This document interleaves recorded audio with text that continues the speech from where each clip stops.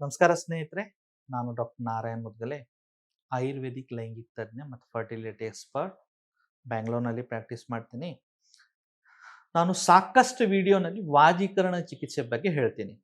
ವಾಜೀಕರಣ ಚಿಕಿತ್ಸೆ, ಆಯುರ್ವೇದೀಕರಣ ಟ್ರೀಟ್ಮೆಂಟ್ ಅಂತ ತುಂಬ ಜನರಿಗೆ ಇದು ಕನ್ಫ್ಯೂಷನ್ ಇದೆ. ವಾಜೀಕರಣ ಚಿಕಿತ್ಸೆ ಅಂದರೆ ಏನಿರುತ್ತಪ್ಪ, ಅಂದರೆ ಇದರಲ್ಲಿ ಏನಾದ್ರ ಅಡ್ಮಿಟ್ ಆಗಬೇಕಾ, ಅಥವಾ ಏನಾದ್ರ ಇಂಜೆಕ್ಷನ್ಸ್ ಏನಾದರೂ ಕೊಡೋದಿರುತ್ತಾ, ಅಥವಾ ಎಷ್ಟೋ ಜನರಿಗೆ ಏನೇನೋ ಡೌಟ್ ಇರುತ್ತೆ. ಸೊ ಫಸ್ಟ್ ಆಫ್ ಆಲ್ ನಿಮಗೆ ಏನು ಡೌಟ್ ಇದೆ ಅದು ಡೌಟ್ ಕ್ಲಿಯರ್ ಮಾಡಬೇಕು. ಮತ್ತು ಈ ಚಿಕಿತ್ಸೆ ಏನಿದೆಯಲ್ಲ, ವಿಶೇಷತೆ ನಿಮಗೆ ಗೊತ್ತಾಗಬೇಕು. ವಾಜೀಕರಣ ಅಂದರೆ ಏನು ಅಂತ ನೀವು ನೋಡ್ತಿರ್ಬೋದು.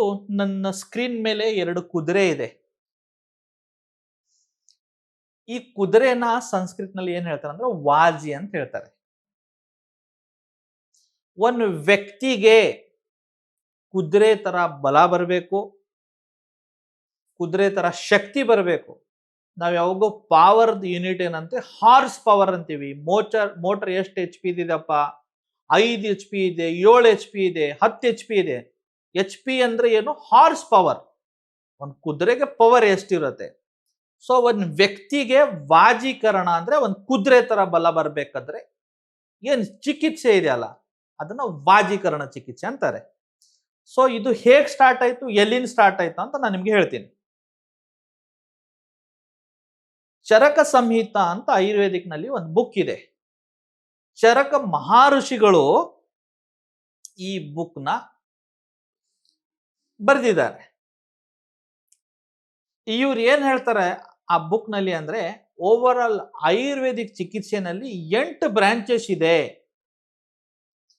ಕಾಯ ಬಾಲ ಗ್ರಹ ಊರ್ಧ್ವಾಂಗ ಶಲ್ಯ ದೃಷ್ಟಾಂ ಜರಾವೃಷಾನ್ ಅಷ್ಟವ ಅಂಗಾನಿ ತಸ್ಯಾಹುಂ ಚಿಕಿತ್ಸೆ ಯೇಸು ಸಂಸ್ಕೃತ ತ್ರಯೋದೋಷ.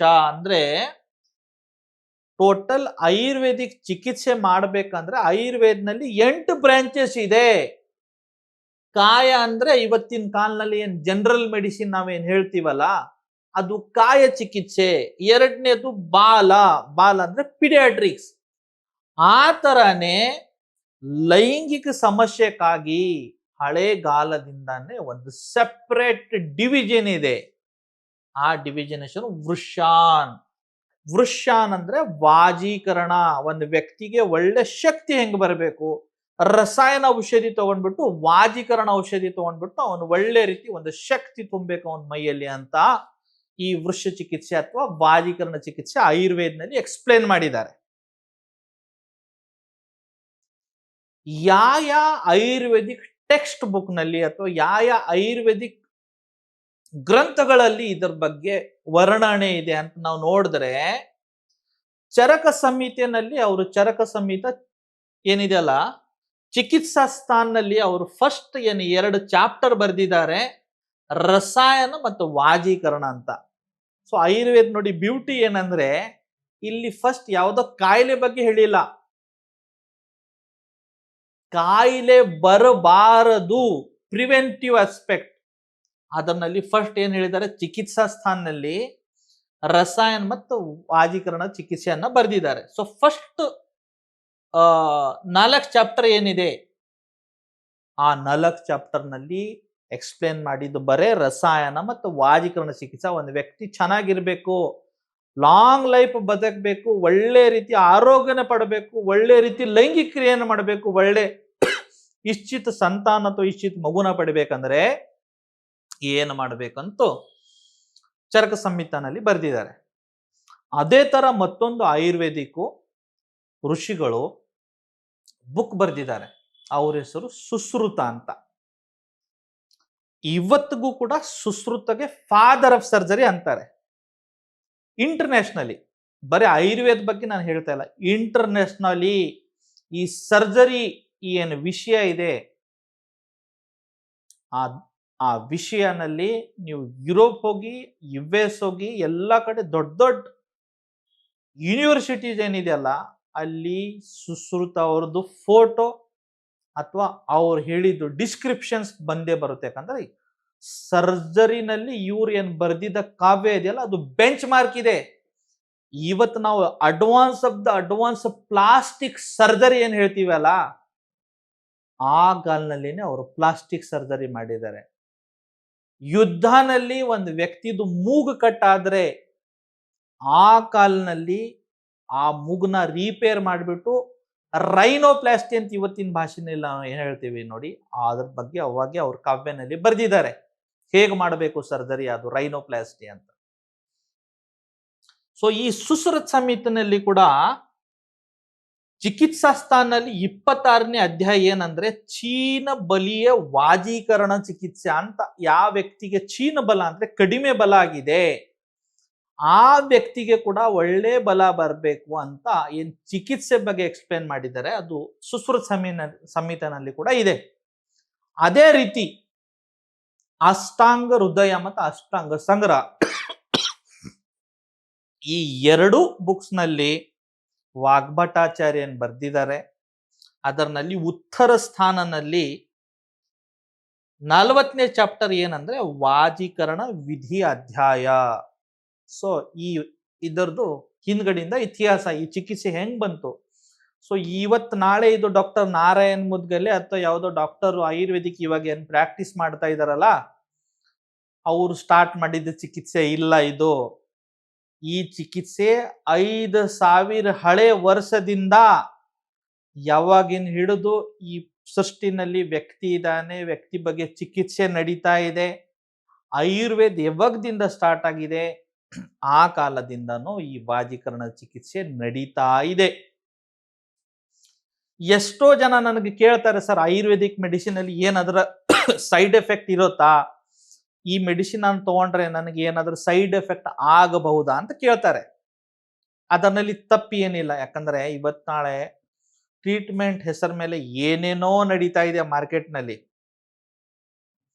ಯಾವುದೋ ಒಂದು ಚಿಕಿತ್ಸೆ ಮಾಡ್ತದ್ಮೇಲೆ ಅದು ಬೆನಿಫಿಟ್ಗಿಂತ ಅದ್ರ ಸೈಡ್ ಎಫೆಕ್ಟ್ಗಳು ಜಾಸ್ತಿ ಆಗ್ತಾ ಇದೆ. ಆ ಕಾಲನಲ್ಲಿ ಅದು ಸಹಜ, ಅದು ಕೇಳೋದು. ಬಟ್ ನಾನು ಒಂದ್ ಹೇಳಕ್ ಇಷ್ಟಪಡ್ತೀನಿ ಮಿತ್ರರೇ, ಏನಂದ್ರೆ ಯಾ ಚಿಕಿತ್ಸೆ 5,000 ಹಳೆ ವರ್ಷದಿಂದ ಇನ್ನವರೆಗೆ ಬದುಕಿದೆ, ಇನ್ನವರೆಗೆ ಜನ ಅದನ್ನ ಯೂಸ್ ಮಾಡ್ತಾ ಇದ್ದಾರೆ. ಎಷ್ಟೋ ಜನ ಯೂಸ್ ಮಾಡಿದಿರ್ತಾರೆ. ಯಾಕೆ ಯೂಸ್ ಮಾಡ್ತಾರೆ ಅಂದ್ರೆ ಇದು ಸೈಡ್ ಎಫೆಕ್ಟ್ ಇಲ್ಲ ಅಂತಾನೆ ಇನ್ನವರೆಗೆ ಅದು ಉಳಿದಿದೆ. ಸೈಡ್ ಎಫೆಕ್ಟ್ ಇದ್ರೆ ಅವಾಗಿನವಾಗೆ ಜನ ಸ್ಟಾಪ್ ಮಾಡ್ಬೋದಾಗಿತ್ತು. ಇಷ್ಟು ಡೀಟೇಲ್ ನಲ್ಲಿ ಹೋಗೋದು ಬೇಡ.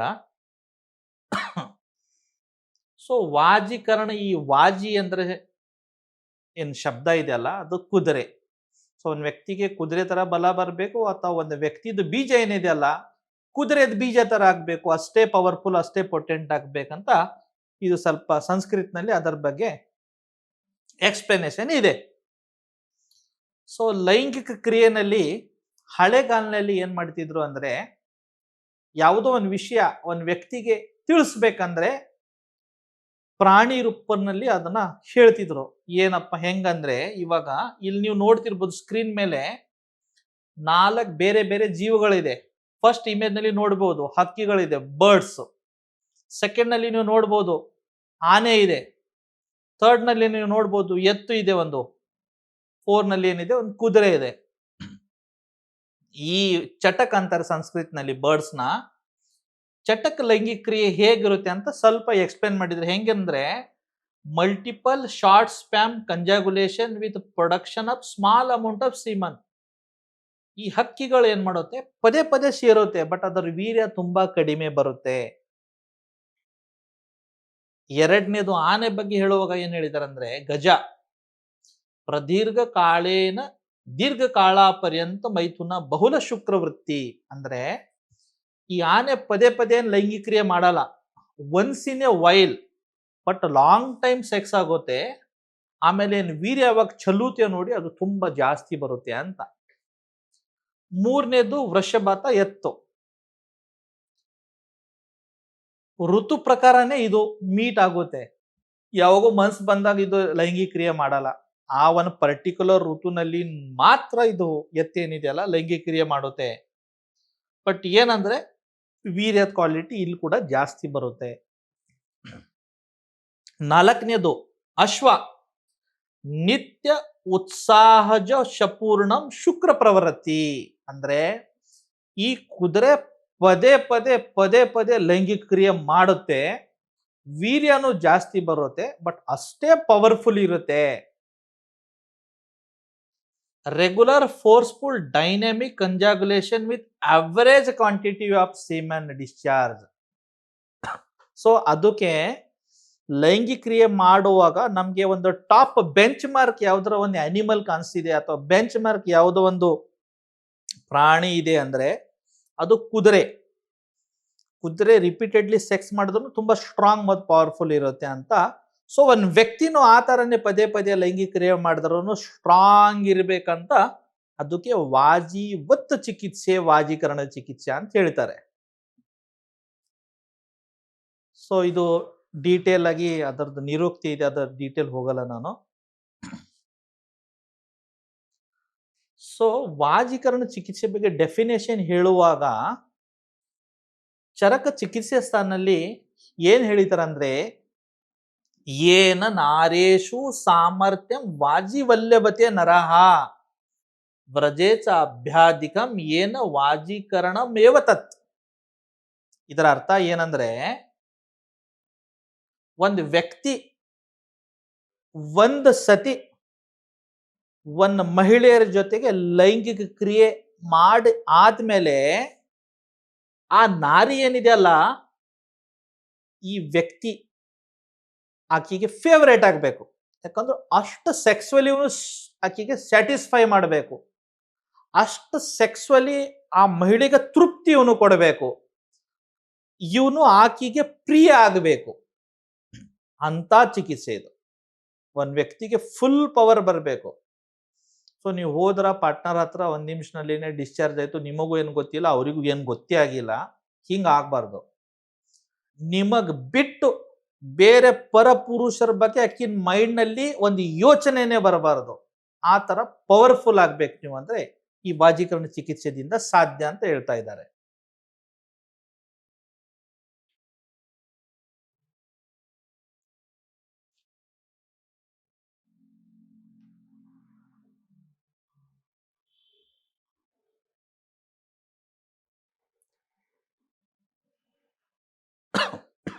ಈ ಚಿಕಿತ್ಸೆ